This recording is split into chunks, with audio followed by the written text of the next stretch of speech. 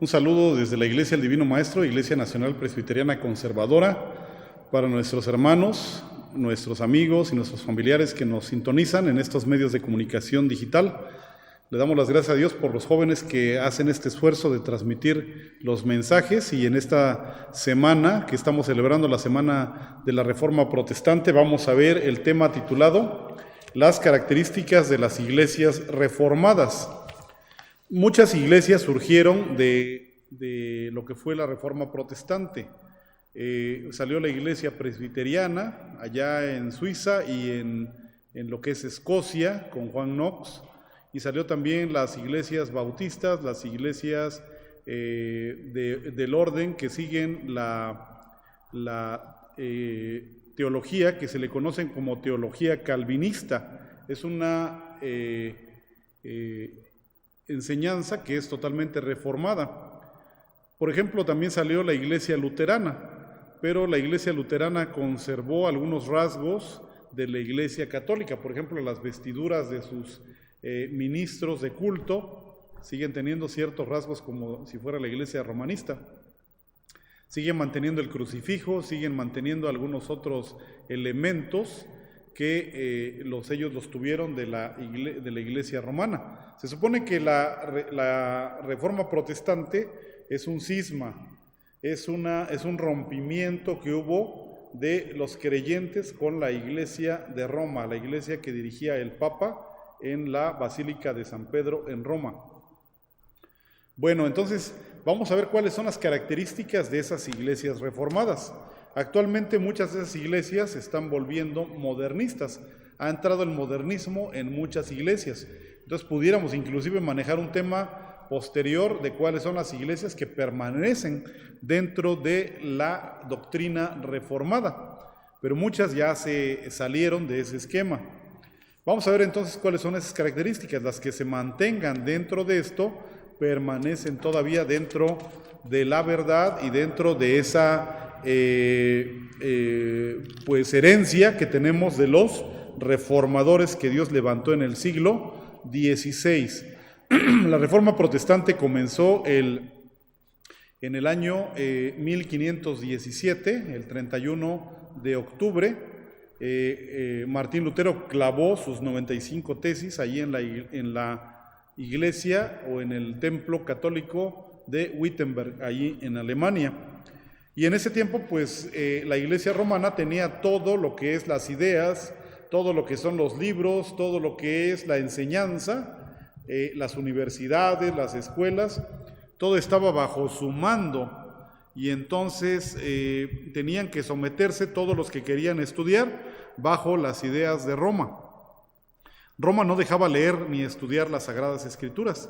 Tenían que ser ya personas que estudiaran un doctorado, y bajo su adiestramiento de los otros sacerdotes tenían que aprender a leer la Biblia. Entonces no era una cuestión libre. La iglesia de Roma fue hasta, imagínense, hasta los años de la década de 1960 con el Concilio Vaticano II, que liberó la Biblia para sus feligreses. Antes era en latín. Después de la década de 1960, ahora está en la lengua vernácula, es decir, en la lengua materna de cada pueblo. Por eso ahora, si vemos que los católicos leen la Biblia, es precisamente por eso, porque a partir de ese Concilio Vaticano II se permitió estudiarla. Pero imagínense, desde 1517 para 1960, ¿cuántos siglos ya transcurrieron? Entonces van muy atrasados, y aún así no han entendido de qué se trata precisamente el alabar verdaderamente a Dios. Vamos a ver la primera característica. Dado que es una contraposición contra lo que sucede en la Iglesia Católica Romana, vamos a ver lo que dice la Iglesia Católica Romana. Dicen ellos: para salvarnos debemos leer la Biblia, pero también debemos guardar las tradiciones y también debemos observar lo que dicen los concilios. Entonces ellos prácticamente son tres cosas las que tienen que guardar y las que ellos deben tener como parte de su fe: las escrituras, las tradiciones, y ahí es donde le meten todo eso de adorar ídolos, de hacer fiesta a los muertos, de hacer cuanta cosa, y luego los concilios, en donde, por ejemplo, hay concilios aberrantes que dicen que María es a la que hay que pedirle la salvación, cuando la Escritura, la Biblia dice que solamente Jesucristo es el intermediario entre Dios y los hombres. Bueno, entonces eso está mal. Ahora bien, las iglesias reformadas dijeron solamente la Escritura, única y solamente la Biblia. Por lo tanto, esa es la diferencia más grande entre católicos y protestantes. Esa es la diferencia fundamental. Mucha gente viene y me pregunta, ¿y cuál es la diferencia?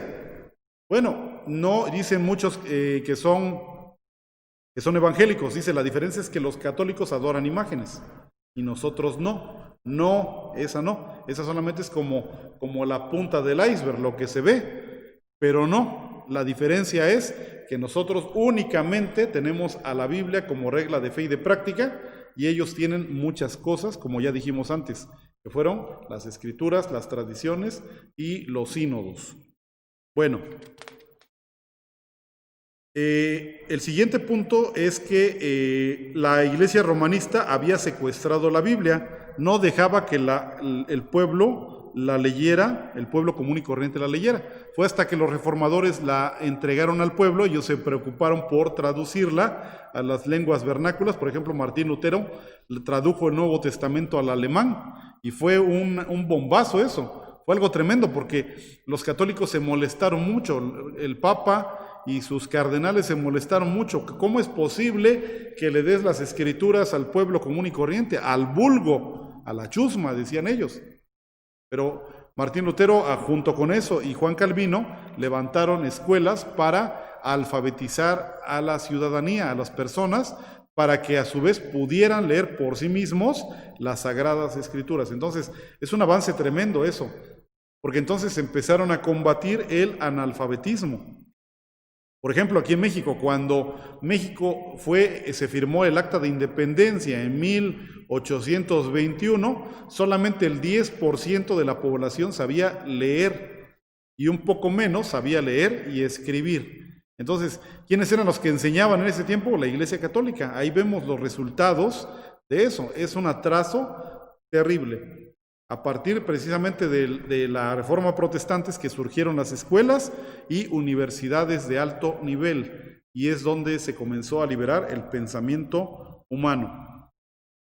Bueno, vamos a ver las características que son. ¿Dónde está la característica fundamental? En su doctrina, en la enseñanza. ¿Qué es doctrina? Es enseñanza. Las iglesias reformadas se distinguen por algunos principios. Estos son algunas enseñanzas. Vamos a ver, el inciso A, el sacerdocio universal de todos los creyentes. La Iglesia Católica dice, no solamente los curas que son ordenados pueden servir y hacer misa, pero la Iglesia evangélica dice, no, cualquier creyente en Cristo puede participar en el culto. Por eso aquí unos cantan, otros tocan el instrumento, que son el piano o el órgano. Nuestros hermanos están haciendo la transmisión, su servidor, yo soy laico y estoy predicando, y así muchos hermanos laicos dentro de la iglesia, es un ejemplo. Entonces, en la iglesia romana no, solamente tiene que ser el cura y nada más el cura, el que hace, el que canta, el que hace todo. ¿Por qué? Porque el que está ordenado, dice, nada más. Pero en la iglesia, el principio de las iglesias reformadas es que el sacerdocio universal de todos los creyentes. Inciso B, la justificación por la fe, sola fide. Vimos en el estudio pasado del domingo en el culto de evangelismo. Solo la fe en Jesucristo mediante el arrepentimiento de pecados y la confianza en los méritos de Cristo. La Iglesia Católica decía que por obras, que por mandas, que por sacramentos, que por limosnas, que por ritos, que por peregrinaciones, que por pertenecer única y exclusivamente a la Iglesia Católica Romana se podía uno salvar. La Iglesia Reformada dice que solamente por la fe. Otro, la experiencia personal. Inciso C, la experiencia personal. El arrepentimiento, significa esto, el arrepentimiento de corazón de cada individuo, y su devoción es más importante que cualquier rito o ceremonia. Mire usted, si viene usted arrepentido de sus pecados delante de Cristo, eso es lo más importante que puede haber, más que un sacramento, más que bautizarse, más que, como dice la iglesia, que son siete sacramentos. Más importante que eso, dicen los reformadores, es la experiencia personal con Cristo. Inciso D, la autoridad de la palabra de Dios. La Biblia es la única fuente de autoridad divina y de práctica de vida. Cualquier duda acerca de la salvación tenemos que ir a las Sagradas Escrituras.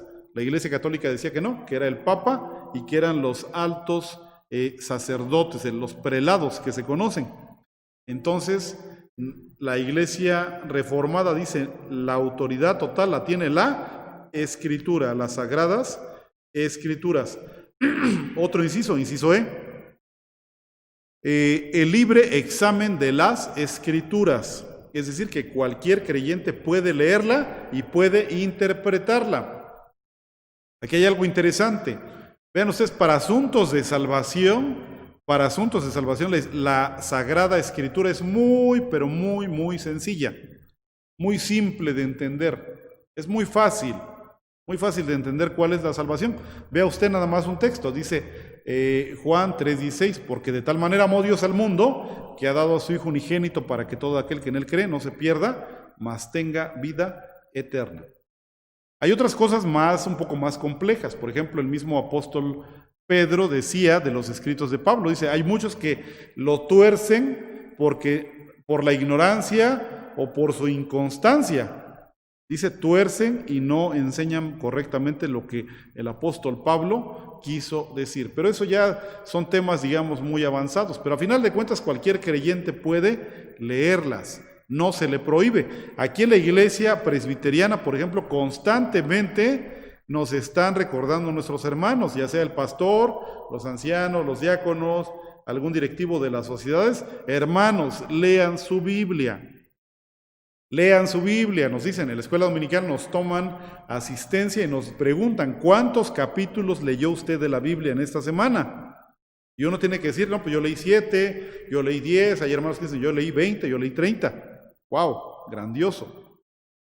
Pero allá en la iglesia romanista, en los tiempos de la Reforma Protestante, no se permitía leer las Sagradas Escrituras.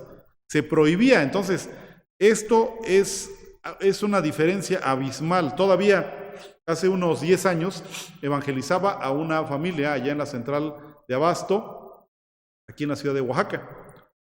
Y entonces ellos, los muchachos, jovencitos como de unos 16, 17 años, los dos, los hijos de una familia, una señorita y un jovencito, un varoncito, iban, dice, a la iglesia católica, y un día dice que estaban leyendo el libro de Apocalipsis en voz alta y dentro de su parroquia. Entró el cura y los oyó y les gritó, ¡no lean eso! ¡Cállense! ¡No lo lean! Y ellos se espantaron y le dijeron, ¿pero por qué no podemos leerlo? Porque no deben leerlo, esto está prohibido para ustedes, les digo. Imagínense, hace 10 años todavía hay esa cuestión. Cuando que aquí en la iglesia presbiteriana, el Divino Maestro, si vemos que alguien está leyendo, pues decimos, wow, qué bueno, hermano, que estás leyendo. Es admirable y es muy bueno. Entonces, eso es el libre examen de las Escrituras. Inciso F, la centralidad del púlpito. Vea usted dónde está el púlpito. Acá está. La centralidad del púlpito. No solamente es desde un punto de vista físico. Usted va a una iglesia católica romana, yo les recomiendo que no vayan, pero finalmente tenemos imágenes de ello, y entran y el púlpito está en un lado, no está en el centro, está en un lado. Es un lugar alto donde se sube el cura y desde ahí predica, pero está en un lado, no me acuerdo qué lado, si el lado derecho o el lado izquierdo del templo. Digo, esa es una cuestión física, pero finalmente representa algo. ¿Qué representa? Que en la iglesia católica era más importante la misa, esa galletita, el vino y levantarla y hacer su rito. Eso es lo más importante para ellos. Para nosotros ningún rito es más importante. La centralidad la tiene la predicación de la palabra de Dios. Les he comentado muchas veces a los jóvenes, métanse en la mente, en su corazón, que lo más importante es la predicación de la palabra de Dios. Puede faltar que se cante. Puede faltar, no sé, es que finalmente el culto es completo, pues tiene que haber oración, tiene que haber canto, tiene que haber ofrenda, tiene que haber alabanza, pero el punto principal es la predicación de la palabra de Dios. A eso se refiere con la centralidad del púlpito. Inciso G, la participación laica en el culto de adoración. Los laicos pueden participar activamente en la adoración, en el canto congregacional, en la lectura e inclusive en la predicación de la Biblia. La Iglesia romanista decía que solamente sus sacerdotes ordenados. Bueno, hermanos, pues ahí está. Ese es el asunto. Y ahora tenemos esa capacidad de acercarnos a Cristo, de acercarnos a Dios directamente en el nombre de Cristo. Podemos hacer eso. Ellos no podían hacer eso, porque no les enseñaban los sacerdotes esas verdades de la Escritura Sagrada. Otras características, más bien doctrinas de la Iglesia Reformada, son las siguientes, a las cuales también se les conoce como la doctrina calvinista. Ya han oído ese nombre, ¿verdad? De doctrina calvinista. ¿Qué es? Es más, se ve como si fuera alguna cosa como una cuestión satánica. Mucha gente lo sataniza a Calvino, porque dicen, son de doctrina calvinista. Miren, quitemos de la palabra calvinista. Realmente es doctrina bíblica. ¿Por qué? Juan Calvino se han puesto a hacer estudios y dicen que Juan Calvino tenía un coeficiente intelectual entre 150 y 170. El coeficiente intelectual de las personas debe ser, el promedio es 100. El que la mayor parte de los seres humanos tenemos es 100. Imagínense que Isaac Newton tenía 170 de coeficiente intelectual. Entonces nos habla de que Juan Calvino era una persona muy inteligente, muy, muy inteligente. A sus 22, 23 años escribió su Institución de la Religión Cristiana, es su libro máximo que él escribió. ¿De qué se trata? Simple y sencillamente leyó toda la Biblia y dice, a ver, vamos a dividirla en grupos. No es así un revoltijo, sino que hay una estructura en la palabra de Dios. Entonces habló de fe, habló de Jesucristo, habló del pecado, habló del Espíritu Santo, habló de lo que son los sacramentos, habló de la cuestión del gobierno de la iglesia, habló de lo que tiene que hacer un miembro, o sea, todo eso lo estructuró. Entonces es una metodología, vamos a decirlo así, una metodología lógica para estudiar las Sagradas Escrituras. No es que él se inventó doctrinas, no, él las sacó de la Biblia de una manera metodológica. Eso es lo que debemos entender por doctrina calvinista, es decir, con una metodología muy rigurosa. Ese es el punto. Es rigurosa su doctrina, su metodología. No es así nada más, que ahí se va, ahí más o menos la entendí. No. Es una metodología rigurosa para comprender las Sagradas Escrituras. Entonces, por ejemplo, vamos a ver algunos puntos de esta metodología o esa doctrina calvinista, que así le llaman. Inciso A, depravación total. El ser humano, después de la caída con Adán, con ese pecado original, no tiene nada de bueno, y todo lo que haga, aunque tenga las mejores intenciones, no puede agradar a Dios.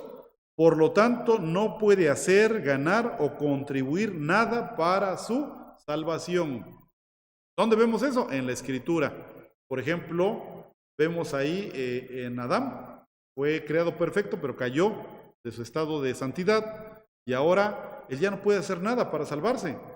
Vemos por eso el fracaso de la humanidad en el tiempo de Noé, en que es enviado el diluvio, porque Dios buscó, si había algún justo, no había ninguno. Fue aniquilada toda esa generación, destruida en el diluvio. Ahora bien, en el Antiguo Testamento vemos al rey David y vemos toda su generación de reyes, de sus hijos y de sus nietos y bisnietos. Y vemos que David fue perfecto delante de Dios. ¿En qué sentido? En que se arrepentía y era humilde delante de Dios. Pero sus hijos y sus nietos y bisnietos no lo fueron. Entonces vemos que cada rey fue un desastre. Entre más avanzaba el tiempo después de David, era un desastre y un desastre la vida espiritual de los reyes de Israel. Entonces, no tienen la capacidad, pues, para buscar su salvación. Eso es una depravación total del ser humano. El hombre, entre más es dejado por Dios, él se mete más y más y más, se hunde más en el pecado. Siguiente punto, la elección incondicional. Cristo no vio nada bueno o digno por lo cual haya elegido a los que van a ser salvos. Es solo por su soberanía y su pura gracia que los ha elegido. ¿Vio algo en nosotros bueno para que nos salvara? No vio nada. Él simplemente decidió salvarnos. Él tomó la decisión en su corazón y dijo, este y este los voy a salvar. No por algo bueno que haya visto en nosotros. Eso implica su soberanía. Nadie le tiene que decir lo que tiene él que hacer. No hay ninguna característica que haya motivado su elección. Que nosotros tengamos alguna característica que haya motivado la elección de Cristo. Entonces, esa es la elección incondicional. Otra, la expiación limitada. Porque el mundo dice, Cristo murió por todo el mundo. ¿Es así? No. Leía un texto, un pasaje con una persona, se le estaba evangelizando. Y esa persona me dice, oiga, entonces la salvación no es para todos. Le digo, efectivamente, usted leyó bien y entendió bien. La salvación no es para todos. Es para aquellos que Dios llama en su corazón y que dicen, yo me arrepiento de mis pecados y vengo a Cristo. Entonces, cuidado con lo que hay en nuestro corazón. Debemos ser observadores. Cuando oímos un mensaje de la palabra de Dios, debemos ser muy cuidadosos de estar escuchando con toda nuestra atención. Porque entonces Cristo nos está llamando. Si esto es así, Cristo nos está llamando. Entonces, hay una expiación limitada. Bien, dice, para salvar a cierto número de pecadores que merecían el infierno, en quienes el Padre había puesto su libre amor. El Hijo paga la deuda por estos elegidos, hace satisfacción total de la ley por ellos, para que sean a la justicia del Padre, e imputa su propia justicia a ellos. Es como una vestidura de santidad que tiene Cristo y nos la presta para que nos presentemos delante de Dios y Dios nos declare justos, no por nosotros, sino en los méritos de Cristo. Bien, y dice, e imputa su propia justicia a ellos para que sean completos en Él. Otra, inciso D, gracia irresistible. La gracia salvadora de Dios se aplica eficazmente a aquellos a quienes Él ha determinado salvar, es decir, a los elegidos, y supera la resistencia de ellos a obedecer la llamada del Evangelio, trayéndolos a una fe salvadora. Vea usted su vida. Usted fue traído a Cristo, a lo mejor porque nació en una cuna evangélica, la gloria para Dios, pero a lo mejor usted anduvo en el mundo, en el pecado, en cosas terribles, y allá donde andaba, allá Dios y Cristo lo llamaron, y usted vino a su redil, al pueblo de Dios. Usted no se pudo haber resistido, es una gracia irresistible. Así fue en mi caso también. Yo andaba, Dios, en luz y sin esperanza, y Cristo me llamó. Fue grandioso. En cada caso es diferente. Pero el Señor nos llama a su pueblo. Inciso E, la perseverancia de los santos. Es Dios quien mantiene en el camino de la gracia a aquellos que ha elegido para vida eterna. Óigalo, no es usted el que permanece en Cristo, es Cristo el que lo hace que permanezca usted en su palabra, en su redil. El ser humano, por muy elegido que sea, no puede perseverar por sí mismo. No es para que nos creamos, yo sí me mantengo firme en Cristo. Podemos alguien pararnos el cuello, ¿no? Y decir, yo me mantengo. No, amado hermano. Usted se mantiene porque Cristo así lo mantiene. Dice la plática que tuvo Cristo con sus apóstoles allá cuando les muestra la vid verdadera. Dice, yo soy la vid y ustedes son los pámpanos. Sin mí ustedes no pueden dar fruto. Y debemos comprender eso, hermanos. Nosotros sin Cristo no somos nada. Imagínense un brote donde viene el fruto, por ejemplo, de un durazno. Está chiquitito. Usted llega y lo corta. ¿Qué le va a pasar a ese pequeño fruto chiquitito? No va a poder llegar a madurar. no va a poder llegar a dar fruto, no va a poder llegar a tener semilla, se va a perder y se va a echar a perder. No sirve para nada. Pero si lo dejamos y abonamos el arbolito le da la transmisión de todos los nutrientes, va creciendo hasta que se pone ese durazno grande, madura, se ve amarillo, la persona lo toma y le da gracias a Dios y se lo come y dice, qué sabroso fruto. Toma la semilla, la siembra y vuelve a dar fruto. Entonces, así es también nosotros con Cristo. Sin Cristo no podemos hacer nada. Esa es la perseverancia de los santos. Y bueno, también como una característica de las iglesias reformadas es que se mantienen las 5 solas. Esas que surgieron en la Reforma Protestante como una, digamos, arma de batalla en contra de la Contrarreforma, se mantienen todavía en nuestros días en las iglesias reformadas. ¿Cuáles son? Ya se han mencionado, ya se han estudiado una por una. Son sola escritura. La palabra de Dios es la máxima autoridad en materia de fe y práctica. Es solo Cristo. Quiere decir que la salvación se encuentra solamente en Jesucristo, excluyendo así todo otro camino para llegar a Dios. No es por un camino de obras, no es un camino buscando a otros santos, es solamente por Cristo. Dijo Jesucristo, yo soy el camino, la verdad y la vida. Nadie viene al Padre si no es por mí. Otro, sola gracia. La salvación es un don de Dios, por tanto es algo que el pecador recibe de forma inmerecida, basada en los méritos del Señor Jesucristo, quien los alcanzó en su vida, muerte y resurrección. Ahí tenemos Efesios 2:8. Dice, la salvación es solamente por la gracia. El número 4, sola fide. La salvación solo puede ser recibida cuando ponemos nuestra fe en Jesucristo, aquel que murió por nosotros. Por eso decimos que la muerte de Cristo es una muerte expiatoria y es una muerte vicaria. ¿Qué significa vicario? Que Él murió en lugar de nosotros. Eso significa vicario. ¿Y qué es una muerte expiatoria? Es una muerte que es suficiente para pagar el pecado que nosotros tenemos, para que sea quitado y perdonado nuestro pecado. Bien, y por último, soli deo gloria. El propósito de la salvación y de todo lo que existe es la gloria de Dios. Que nosotros debemos glorificar a Dios, poner de manifiesto las excelencias o virtudes del carácter de Dios. Que Dios es misericordioso, es grande, es sabio, es todopoderoso. Él está en todas partes, que Él es el dueño de todo lo que existe, visible e invisible. Y entonces todo es para la gloria de Dios. Óigalo así, hermano, amado. Usted viene a Cristo no para que usted sea salvado. Fíjese qué interesante, la Escritura así lo establece.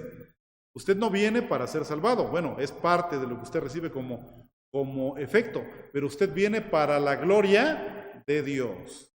Porque una vida perfecta, ¿para qué es? Para la gloria de Dios. Y solamente los que vienen a Cristo son espiritualmente hechos perfectos, aunque usted no lo tenga todavía, pero cuando el Señor aparezca en su segunda venida y seamos transformados o resucitados, entonces seremos a su semejanza, dice la Escritura. ¿Cuál es la semejanza de Cristo? La semejanza de Cristo es la perfección, porque entonces seremos totalmente agradables delante de Dios. Conclusiones. Actualmente la Iglesia Católica maneja su doctrina bastante mimetizada. ¿Qué quiere decir eso? Como camuflada, pues, contra la doctrina de la Reforma Protestante. Ya cantan, ya tienen sus, ¿cómo se llaman estas? Las estudiantinas. Antes no tenían. Ya cantan, ya leen la Biblia, ya tienen inclusive hasta cultos, ¿cómo le dicen eso? De la cuestión esta del Espíritu Santo también. Cuando hacen sepelio, me acuerdo que eran unos cantos muy feos. Ahora ya cantan. Dice, vamos a cantar. ¿Por qué? Porque ahora se parecen más a nosotros, se han copiado. Pero finalmente no entienden todavía cuál es la diferencia. Vuelvo a repetirla. La diferencia es que ellos creen en las Escrituras creen en los concilios y creen en las tradiciones. Y nosotros solamente creemos en la Sagrada Escritura. Bueno, es esta manera aparentemente que son sus creencias. Por eso muchas personas dicen que es lo mismo ser católico que evangélico. Mucha gente dice, no, pues es lo mismo. ¿Pero es lo mismo? No. Es una diferencia abismal. Amados hermanos, yo de niño crecí como católico romano. Y ahora que he estado estudiando, porque leo los catecismos de Westminster, pero también empiezo a contrastarlos contra el catecismo de la Iglesia romanista. Y digo, Dios mío, qué diferencia tan abismal hay. Hay una diferencia abismal entre lo que creen ellos y lo que nosotros ellos creen y lo que nosotros creemos. Si nosotros somos estudiantes serios de la Biblia, nos damos cuenta de esas diferencias. Podemos percatarnos de inmediato que todas sus enseñanzas son fuera de la Biblia y por lo tanto son mandamientos de hombres y no son mandamientos de Dios. En general, amados hermanos, esas son las características y las doctrinas distintivas de las iglesias reformadas. El asunto es que actualmente muchas iglesias reformadas se están volviendo al modernismo y eso es algo terrible, porque también es prácticamente como abandonar las sagradas escrituras, abandonar las 5 solas, abandonar la teología sistemática de Juan Calvino, etcétera. Son las cosas que nosotros heredamos de los reformadores del siglo XVI. Mantengámonos firmes en nuestra fe. Vamos a orar para concluir. Amado Señor y Dios, te damos las gracias porque nos permitiste haber tenido este estudio y pudimos ver algunas diferencias entre lo que cree la Iglesia romanista, que es de donde salieron los creyentes de la Reforma Protestante. Te suplicamos que nuestras iglesias se mantengan firmes en estas doctrinas reformadas, en la teología sistemática inaugurada por Juan Calvino. Te pedimos, Señor, porque tú levantaste un hombre, Señor, inteligente, que haya sistematizado todo esto y que ahora lo veamos, Señor, tan evidente, tan claro, y podemos, Señor, entender, Padre Celestial, cuál es nuestro papel que debemos desarrollar dentro de la iglesia, que es darte toda la honra y la gloria. Te lo suplicamos todo esto en el precioso nombre de nuestro Señor y Salvador Jesucristo. Amén.